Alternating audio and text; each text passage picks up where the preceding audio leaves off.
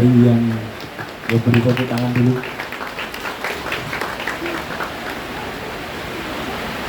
Oke, dari yang dipaparkan oleh Mas Anas, yang saya tangkap itu, Gojek pun bisa jadi seorang Lincoln.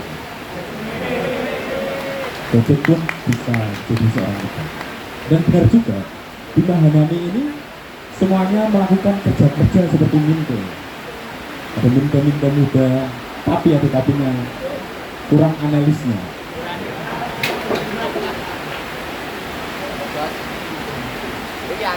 Dari apa yang ditulis Pramoedya Anantatur ini tampak dengan realitanya ketika Pramoedya ini enggan untuk memaafkan kekerasan kebudayaan kepada Letra. Waktu itu Gus Dur memaafkan dan Pramoedya ini enggan untuk memaafkan. Mengapa? Karena pribumi dengan pribumi saling menindas. Dalam karyanya ini Pramoedya Anantatur itu kolonialisme yang menindas. Mengapa pribumi dan pribumi ini saling menindas? Pramoedya Anantatur ini harus memaafkan. Dan disitulah terjadi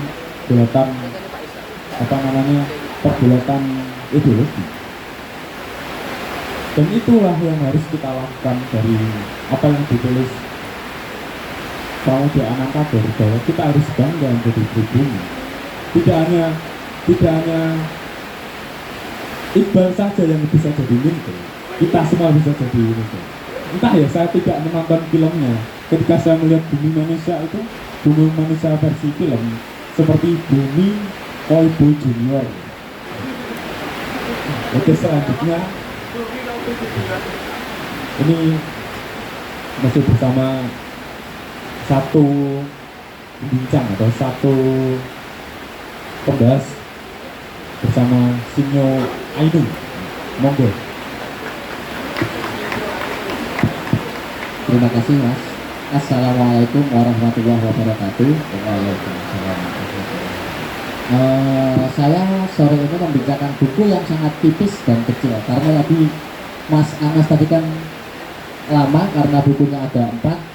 Saya bukunya sangat tipis dan kecil, dengan judul Saya Ingin Lihat Semua Ini Berakhir, yang ditulis oleh August Hindenburg dan Isnok.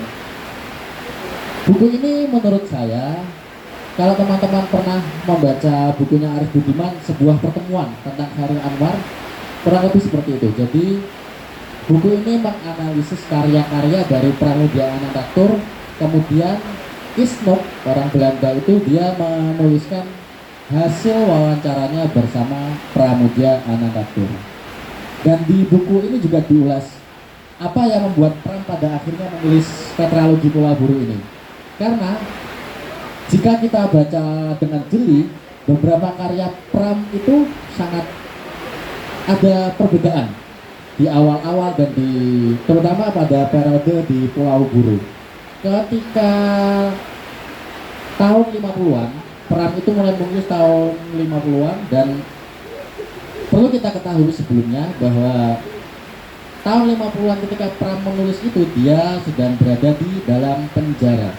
Pram itu 3 kali masuk penjara. Yang pertama ketika agresi militer tahun 1947 sampai 49, kemudian zaman Soekarno tahun 1960, dan yang terakhir diasingkan di Pulau Buru selama 14 tahun, dari tahun 65 sampai tahun 79. Di buku ini August Hindenburg ini dia memperiodisasikan. Yang pertama itu saat ketika Pram di penjara. Saat Pram di penjara tahun 47 sampai 49, Pram itu menuliskan karya yang berupa perburuan dan keluarga gerilya. Jadi latar belakangnya adalah zaman penjajahan Jepang. Kalau yang di perburuan itu, karya yang ditulis Pram itu tentang apa itu namanya, laskar yang di Blitar itu loh, apa namanya, Raden Hardo yang di Blitar itu terkenal, peta. Nah, jadi Pram itu menuliskan peta tentang pembela tanah air yang dari Blitar. Kemudian juga di Keluarga Gerilya, Pram juga menuliskan tentang keluarga yang melawan tentara Belanda. Menariknya, pada periode awal-awal itu, dan mungkin semuanya, Pram itu menuliskan kronik orang-orang kecil. Di buku ini juga August Handenbuch menjelaskan bahwa Pram ini penulis kronik orang-orang cilik, kronik wong cilik gitu. Kita lihat saja, misalnya dalam perburuan, Hardo itu orang penulis mana yang pada saat malam kemerdekaan dia menuliskan justru dari sudut pandang seorang gembel. Jadi Pram itu menuliskan bagaimana berkecamuknya Mas Hardo yang dulu sebelumnya seorang tentara, kemudian dia dikhianati oleh keluarga dan teman-temannya sendiri. Seorang gembel yang tidur di gua dan tidur di mana-mana menyaksikan kemerdekaan, detik-detik kemerdekaan. Itu yang dicoba dipotret oleh Pram. Kemudian dalam Keluarga Gerilya pun juga begitu. Di Keluarga Gerilya itu Pram menuliskan gejolak keluarga. Jadi keluarga, ayah, ibu, anak dan adik-adiknya, anak-anaknya itu ada yang menjadi tentara pemberontak. Itu bagaimana kecemasan seorang ibu melihat anaknya ketika anaknya ingin menjadi pejuang pemberontak dan sebagainya. Itu periode pertama. Kemudian sampai dia keluar penjara, Pram pun mulai sering menulis. Dan menariknya di sini, tahun 1953 Pram itu ke Belanda. Saat ke Belanda itu Pram mulai tertarik dengan Leo Tolstoy, kemudian John Steinbeck. Itu John Steinbeck ini juga salah satu penulis yang disukai Gus Dur. Gus Dur ketika dulu di Mesir dan sebagainya. Ketika ditanya juga sastrawan favorit siapa? Ialah John Steinbeck. Dan Pram juga menghormati dan mengagumi. Bahkan Pram menerjemahkan karyanya John Steinbeck yang ada dalam versi Indonesia, judulnya Tikus dan Manusia, kalau teman-teman mau baca itu. Ketika di Belanda, setelah balik ke Belanda, Pram merenung, dia mengatakan bahwa sastra ini tidak banyak berperan untuk Indonesia. Jadi Pram sempat berpikir seperti itu. Sastra ini tidak menyumbang apapun pada kemerdekaan Indonesia dan tidak menyumbang apapun pada ketidakadilan, untuk melawan ketidakadilan dan penindasan. Pram sempat berpikiran seperti itu.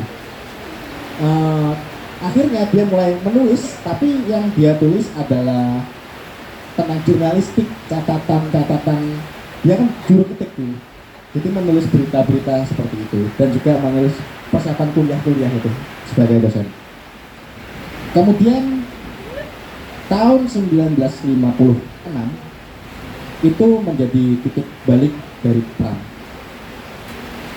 Ketika dia mendalami John Steinbeck dan Leo Tolstoy tadi, dia pun merasakan bahwa ternyata sastra sangat penting. Sastra bisa menggerakkan perjuangan.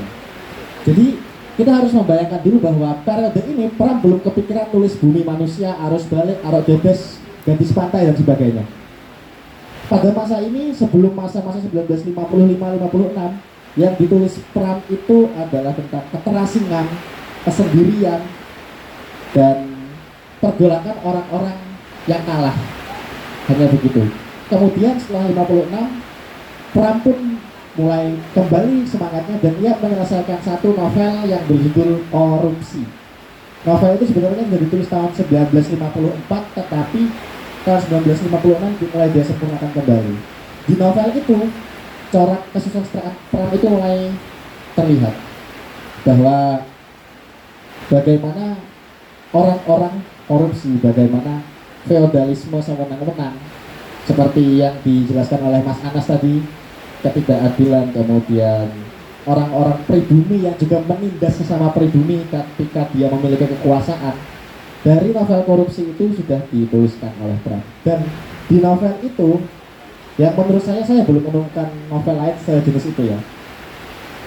Pram menempatkan seorang koruptor bukan sebagai antagonis, tetapi sebagai sang narator, sang aku yang bergejolak. Di novel Korupsi itu menjelaskan seorang PNS yang melihat teman-temannya, atasan-atasannya kok bisa kaya, tapi dia kenapa kok tetap miskin. Ternyata dia tahu bahwa ini adalah korupsi. Nah, pergolakan itu semakin menjadi-jadi ketika istrinya tokoh utama tadi yang ngerem.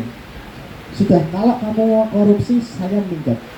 Begitu. Jadi ini ada hubungannya juga dengan Pram yang selalu mengangkat derajat perempuan.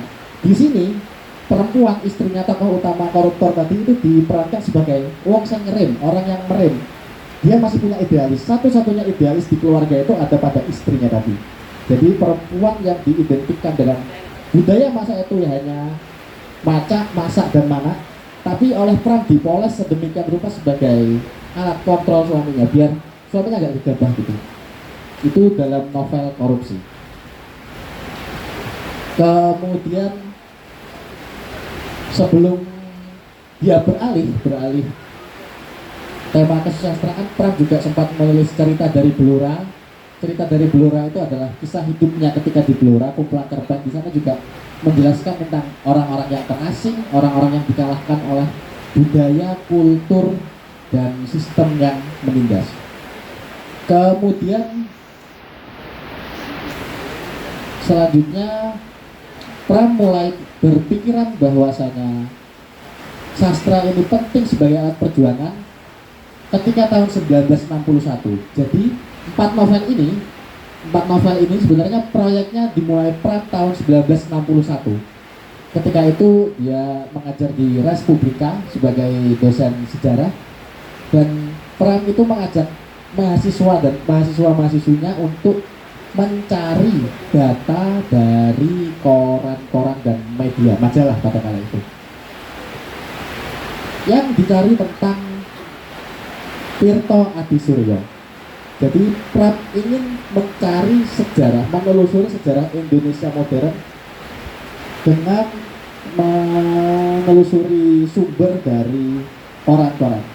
Bahkan Chris Wibisana, salah satu pramis pengkaji Pram di Universitas Indonesia itu mengatakan Pram ini yang memprakarsai metode heuristik dalam sejarah. Maksudnya ketika para begawan-begawan ilmu sejarah dulu mengambil sejarah dari sumber-sumber primer seperti prasasti, buku-buku babon, Pram berbeda. Pram ingin melihat Indonesia dari surat-surat kabar dan koran-koran, karena bagi Pram hanya di koranlah kita bisa melihat masyarakat-masyarakat biasa. Karena di buku-buku babon, di prasasti dan sebagainya itu melulu tentang sejarah kekuasaan.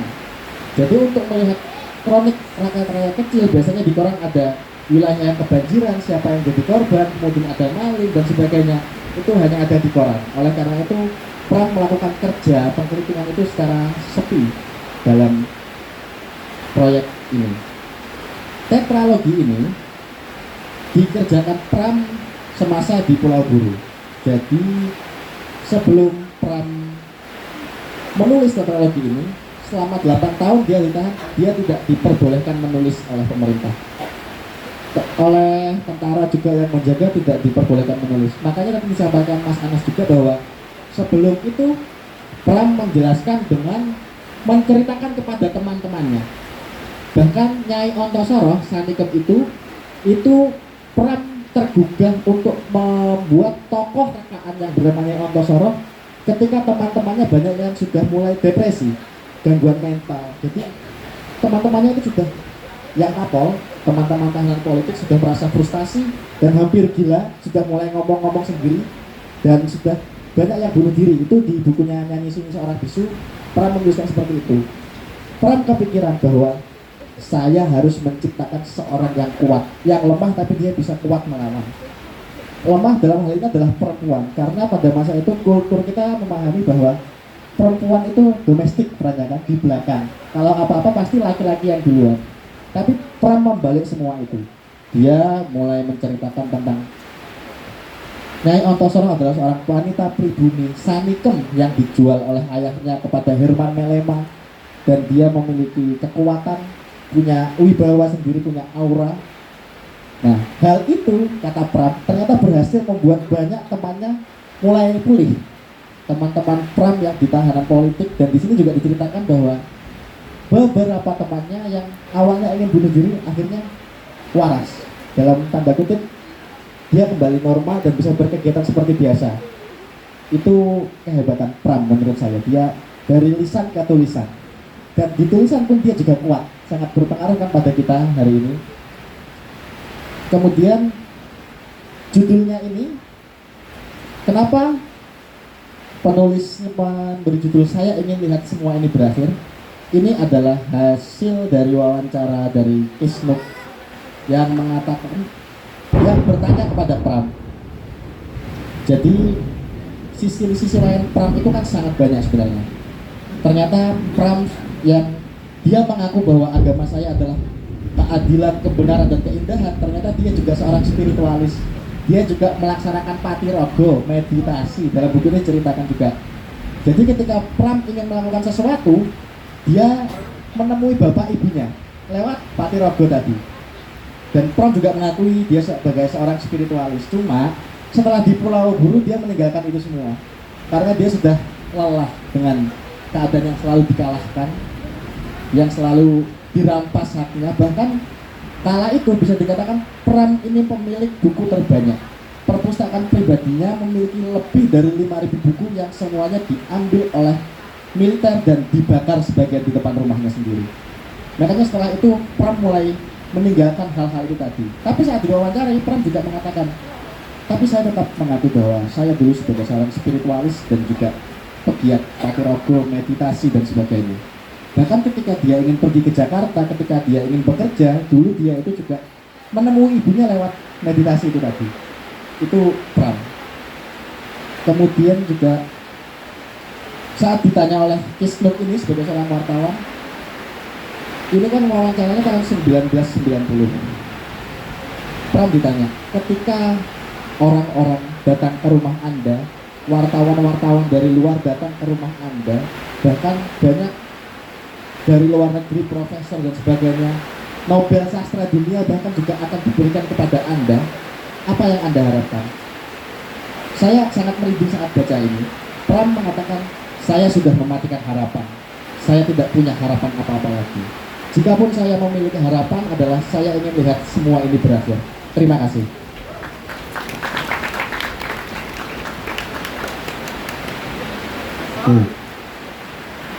Dan saya melihat pemirsa ini terlihat dari wajah-wajahnya semangat perlawanan walaupun hujan-hujan begini. Dan atau mungkin ada yang ingin menyampaikan gagasannya atau pengalamannya pernah dikucilkan atau pernah ditindas atau mungkin mau merespon. Assalamualaikum warahmatullahi wabarakatuh. Perkenalkan, nama saya Muhammad Irfani dari IAIN Kediri.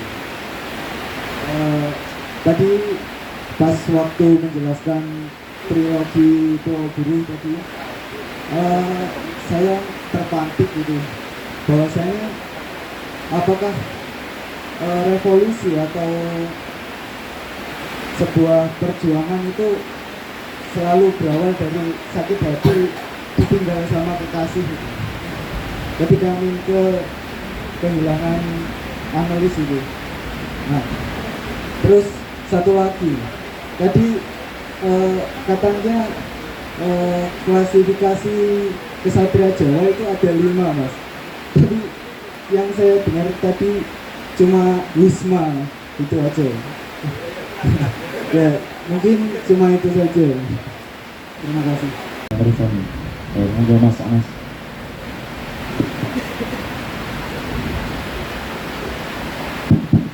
Oke, terima kasih pertanyaannya dari Mas Irgi. Apa itu? Ya memang dari mulai berawal dari keadaan itu membentuk suatu kesadaran. Nah, makanya sebuah revolusi itu belakangnya itu mesti adanya peristiwa-peristiwa yang sangat tidak menguntungkan bagi kita. Dan dimulai dari keadaan-keadaan seperti itu, maka dimulainya kesadaran. Jadi bukan kesadaran langsung menimbulkan kenyataan. Jadi kenyataan itu seperti itu, bahwa bangsa kita yang ditindas dan penuh dengan diskriminasi, diambil semua haknya, maka dimulai dengan keadaan seperti itu, munculnya kesadaran untuk melakukan sebuah revolusi. Itu yang pertanyaan pertama. Dan yang ini yang klasifikasi satria Jawa, iya saya tadi kan ngomong 5, cuma saya sudah 1 lupa saya. Ya mohon maaf. Jadi yang kedua ini, yang pertama adalah wisma diibaratkan sebagai rumah, sudah saya jelaskan tadi. Yang kedua ini merupakan wanita. Jadi seorang kesatria Jawa itu harus mempunyai wanita. Karena apa? Atau bisa disebut dengan istri gitu lah. Jadi wanita itu diibaratkan sebagai sumber kemakmuran, sumber kesuburan, dan sumber kesejahteraan. Dan juga wanita ini harus dididik, harus dimasuki pendidikan. Karena apa? Karena wanita ini adalah madrasah pertama bagi anak-anaknya, atau al-ummu madrasatul ula. Nah, seperti itu. Nah, untuk selanjutnya yang ketiga ini adalah nilai-nilai kesatria Jawa yang diibaratkan turangga. Turangga itu dimaksudkan dengan apa? Kuda. Nah, jadi kuda ini itu diibaratkan sebagai wong Jawa atau wong kesatria Jawa itu kudu duweni keterampilan, keilmuan, keahlian. Engko ben nandi-nandi iku digawa rono enak maksudnya kendaraan. Jadi turangga kan kuda kan ibaratnya kendaraan lah. Sapa wong sing duwe keahlian, duwe pendidikan, duwe ilmu kok enak rek. Jadi lapo-lapo ku enak, beda karo wong sing gak duwe ilmu. Engko uripe kan berdasarkan longso lah. Pendidikan itu penting pendidikan harus menjadi program utama prioritas negara seharusnya. Tapi kenyataannya ya segitulah. Nah, selanjutnya yang ketiga, yang keempat ini adalah sebagai apa namanya? Keempat ini kukila. Kukila itu merupakan sebuah yang diibaratkan sebagai sebuah burung. Burung itu adalah merupakan keindahan. Maksudnya keindahan di sini yang dimaksudkan oleh Pramudia ketika ditulis di dalam buku Bumi Manusia. Ini tuh harus menanamkan nilai-nilai kemanusiaan. Nah, jadi seperti itu. Harus apa itu hubungannya sesama Tuhan, sesama manusia, sesama alam itu harus terhubung.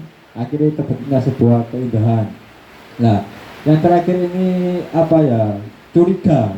Curiga itu yang dimaksud dengan waspada diibaratkan sebagai keris. Sebagai keris itu sebagai apa ya? Pelindung. Nah, kenapa kok apa itu dinamakan sebagai pelindung? Karena sifat kehati-hatian, sikap kewaspadaan, sikap wiroi itu harus dipegang supaya keempat sebelumnya tadi itu supaya tidak hilang. Jadi apa itu jika kita sebagai manusia atau orang Jawa tidak mempunyai kehati-hatian, itu akan hilang semua, mulai dari rumah, terus apa itu keahlian, mungkin itu sembrono, akhirnya hilang kabeh. Makanya keris itu sifat kebijaksanaan, sikap waspada, kehati-hatian itu harus ditanamkan kepada diri kita semua masing-masing. Oke, seperti itu teman-teman. Ya, terima kasih. Mohon maaf tadi kurang. Ini ada tambahan lagi mungkin dari teman-teman. Assalamualaikum warahmatullahi wabarakatuh. Perkenalkan, nama saya Maulana Fajaruddin, kelas 3 MA, Teman, masih sekolah. Saya terpantik dari istilahnya Mas Gojek tadi juga terkait istilah kalah terhormat, bahwasanya mereka Mingke dan teman-temannya Mingke itu kalah terhormat nih tadi, yaitu istilah kalah terhormat. Sebenarnya istilah tersebut itu apa sih sebenarnya? Ada istilah kalah terhormat itu istilah yang dipakai atau yang dibuat oleh mereka yang punya otoritas untuk menghibur para miskin. Artinya kita semua tahu ada kelas atas, kelas menengah, dan kelas bawah. Kelas menengah nggak enak, itu hanya penghalusan oleh mereka yang dihasilkan oleh mereka yang punya otoritas. Artinya kalau kita mendengar istilah kalah terhormat, kita nggak mau, kita para pemenang sebenarnya. Itu hanya istilah untuk menghibur kita. Kita menang mas, nggak kalah terhormat kita. Pramudia Anantur itu diasingkan kan di Maluku. Saya sempat baca. Beliau nggak kalah, beliau menang melewat tulisan-tulisan tersebut.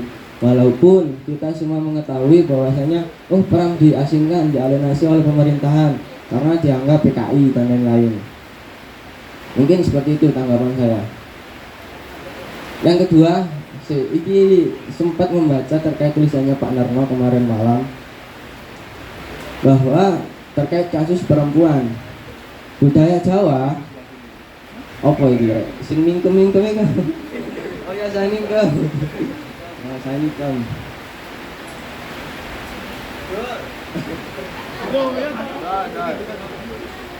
itu yang pertama Mas ya. Yang kedua terkait budaya Jawa yang memandang wanita sebagai bukan sebagai manusia tapi sebagai budak atau objek laki-laki. Kita mengetahui nang karyanya Pram di bumi manusia sanikem itu kan Mas ya, bahwa seringkali para orang tua ketika mempunyai anak perempuan seringkali dilakopi mingkem-mingkem di akhir katanya. Itu kan istilah diskriminasi terhadap perempuan. Artinya perempuan nggak wis dididik wis apa ya, menjadi kesadaran bahwa aku ini perempuan nggak oleh ngomong, dikon mingkem terus sanikem marijem opo kuwi pokoknya dan lain-lain. Artinya bagaimana Pram kemudian mengangkat derajat perempuan melalui karya-karyanya kan ya. Seperti itu Mas. Di situ sih tanggapan saya terkait apa yang telah disampaikan oleh Mas Gojek, bahwa Mas Gojek juga bisa jadi mingke, nggak hanya Iqbal saja katanya. Terus yang kedua mau Mas ini, bagaimana perempuan harus bisa melawan kan ya, harus bisa ngomong, nggak hanya mingkem tok. Ini pun sekian, assalamualaikum warahmatullahi wabarakatuh. Ya, mungkin dari Mas Anas terus Mas Aini dulu menanggapi pertanyaan atau gagasan dari Mas Fajar ini.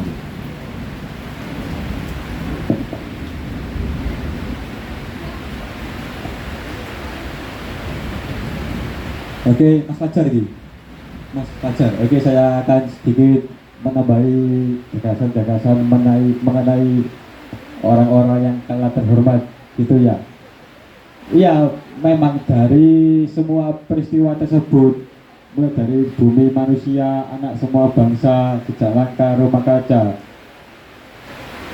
itu bisa dinamakan menang. Tapi menangnya itu apa ya namanya ya? Berujung kalah. Maksudnya itu gimana ya? Dia itu sudah melawan kebenaran ya, sudah berjuang mati-matian untuk membebaskan, untuk dalam apa itu membebaskan dari sisi kekejaman kemanusiaan, tapi di lain satu itu kalah. Jadi kalahnya itu kalah dengan kebenaran.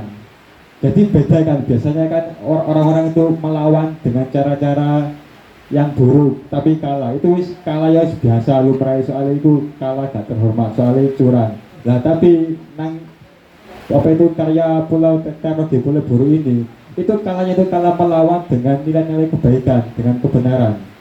Jadi melawan untuk membela kepentingan negara, kepentingan manusia, sehingga kalah-kalah itu kalah-kalah terhormat. Jadi kalah-kalah api ya kalah itu. Kalah itu. Bukan pemenang istilahnya, kalau istilahnya pada kalah.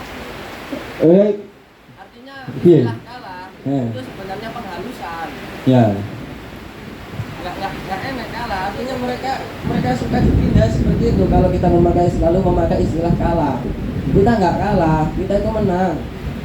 Artinya ketika kita selalu memakai istilah kalah, oh enak wong kalah, tapi aku lo kalah terhormat, itu sebenarnya istilah penghalusan oleh mereka yang punya otoritas. Kita dihibur, nggak gelem aku dihibur, aku pengen pure ya. Kan Mas? Ya, oke. Jadi apa ya? Kalau dikatakan menang bagi hanya sebagai penghibur. Tapi kalau sepengetahuan saya atau sepengetahuan saya itu di dalam bukunya Pramudia Nata itu ya memang itu kalah, tapi menangnya itu menghasilkan pemikiran-pemikiran. Nah, sehingga dari pemikiran-pemikiran Pramudia Anantatur ini bisa kita serap melalui karya-karyanya. Menang itu di situ. Tapi ya bentuk penghalusan sebagai kalah yang terhormat, tapi gak gelem kalah itu apa. Aku seneng ngomong sing engkres ngono. Kalah tapi gak gelem kalah. Seneng ya, sip. Oke, bisa. Beliau Pramudia itu dari toko seorang mingke itu menang rek. Menangi apa? Menangi ku teko bentuk-bentuk sifat perlawanan ben seumpama berjalannya waktu kita itu bisa meniru seperti karya-karya yang ada di bumi manusia. Yo, kini menang gak kalah. Iya, betul. Yo. Terus apa maksudnya ya? Terkait perempuan mau mas, perempuan yang dalam istilah budaya Jawa selalu berakhiran mingkem. Oh, mingkem tadi gak oleh. Sanikem. Sebelum menjadi Nyai Ontosoro kan beliau namanya Sanikem ya. Oh ya, jadi cara ngono perani perempuan hanya sebagai domestik saja, di dalam saja. Yang main dapur mana apa bahasa ini? Macak mana meteng. Macak mana? Masak. Oh iya, dapur sumur kasur. Jadi memang pada zaman itu, zaman kolonial itu, memang perempuan itu tidak mempunyai tempat untuk berperan sebagai peran pabrik, karena situasi itu seperti tidak memungkinkan didiskriminasi. Soalnya makanya seorang RA Kartini itu mempunyai gagasan baru bahwa perempuan itu aslinya iso rek, tapi dengan cara apa? Dengan cara pendidikan lah. Pas kencenge iku mau. Nah zaman kolonial Belanda itu gak dikei tempat, akhirnya ditindas terus. Akhirnya piye kudu ono satu toko sing iso gerakno iku. Contohnya RA Kartini iku. Nah, di dalam bukunya RA Kartini itu beliau itu berjuang meskipun di dalam rumahnya itu RA Kartini itu membaca mulai dari buku-buku luar sehingga pemikiran itu terpengaruh oleh pemikiran barat. Ini ada di buku Pramudia Anantatur Panggil Aku Kartini Saja. Jadi intinya itu kudu ono uang siji sing kendel untuk wani membebaskan dari ketidakadilan keperempuan tersebut. Ya memang dari itu suasana itu tidak mendukung. Kalau sing wani rek, akhirnya kudu piye ben mau wedok iku iso tampil nang luar. Ya kudu teko pendidikan sih awal pertama itu seperti itu. Jadi meskipun tidak berperan domestik dan juga peran publik saja seperti itu. Mungkin Mas Aini ya melawan. Saya menanggapi dari Mas Fajar tadi yang pertanyaan kedua tadi ya, kenapa kok Pram mengangkat perempuan itu? Saya ingat Oki Madasari pernah mengatakan, sastrawan juga ya dia, sebelum kata feminis masyhur, tokoh-tokoh feminis Simone de Beauvoir dan sebagainya sampai di Indonesia, Pram sudah mengangkat itu terlebih dahulu. Pertanyaannya, dari mana ide itu sebenarnya? Kenapa Pram sangat mengangkat derajat perempuan dalam hampir semua karyanya yang pernah saya baca ya kebetulan, seperti Arok Dedes juga di sana yang ditonjolkan Pram bukan hanya Arok yang mengkudeta Tunggul Amat dong, tapi juga bagaimana peranan Dedes itu sangat kuat di sana. Kemudian Nyai Ontosoro, Gadis Pantai, ada juga seperti novel Korupsi tadi, tokohnya yang punya istri Bakir, tokohnya namanya punya istri, bagaimana peran-perannya. Pram itu punya dua orang yang mempengaruhinya. Yang pertama adalah neneknya dan yang kedua adalah ibunya sendiri. Neneknya Satimah namanya, yang diceritakan Pram dalam novel berjudul Gadis Pantai.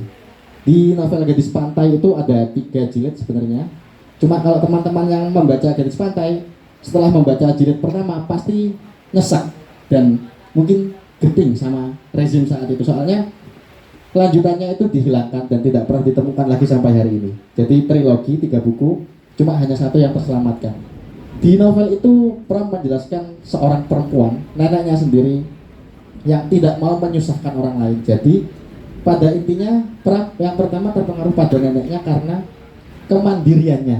Neneknya Pram itu sangat mandiri, tidak mau menyusahkan orang lain, bahkan tidak mau menyusahkan anaknya sendiri, anak kandungnya, Saidah, ibu Pram itu. Yang dramatis lagi di sini juga dijelaskan di buku ini. Nenek Pram itu saat ibunya meninggal, ibunya Pram meninggal terlebih dahulu daripada neneknya.